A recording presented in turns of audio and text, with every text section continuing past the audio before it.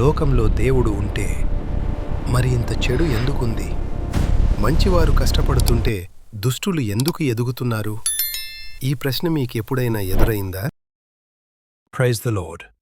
ఈరోజు మనం యేసుక్రీస్తు చెప్పిన అత్యంత లోతైన మరియు ఆలోచింపచేసే గురుగుల ఉపమానం గురించి తెలుసుకోబోతున్నాం.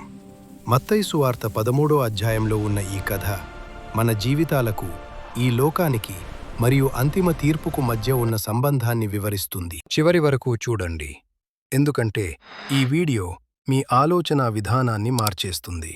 ఇక ఆలస్యం చేయకుండా టాపిక్లోకి వెళ్దాం. పరలోక రాజ్యం. ఒక మనిషి తన పొలంలో మంచి విత్తనాలు విత్తినట్లుగా ఉంటుంది.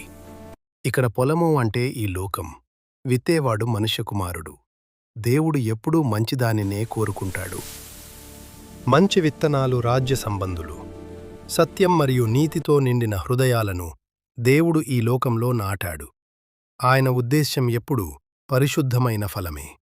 లోకములో చెడు ఉన్నప్పటికీ దేవుని అసలు ప్రణాళిక మంచితనం మరియు జీవమే.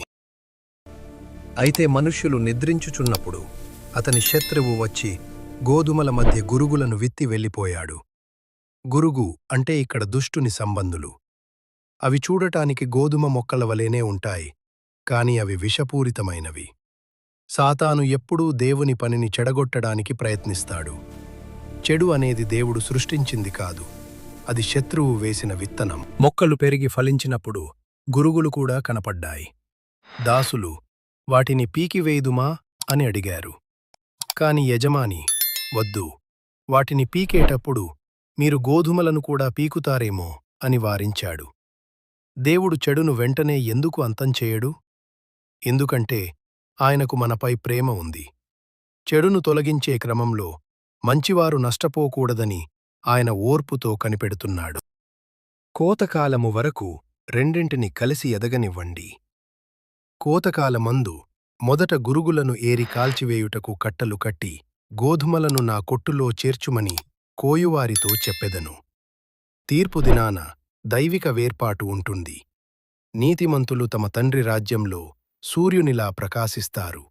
అపరాధము చేయువారందరూ తొలగించబడతారు. దేవుడింకా లోకానికి తీర్పు తీర్చలేదు అంటే దానికి కారణం ఆయన అపారమైన ఓర్పు. ఆయన గోధుమలు పక్వానికి రావాలని ఎదురుచూస్తున్నారు. మీరు మారుమనసు పొంది ఆయన మహిమలో ప్రకాశించటానికి ఆయన మీకు సమయాన్ని ఇస్తున్నారు.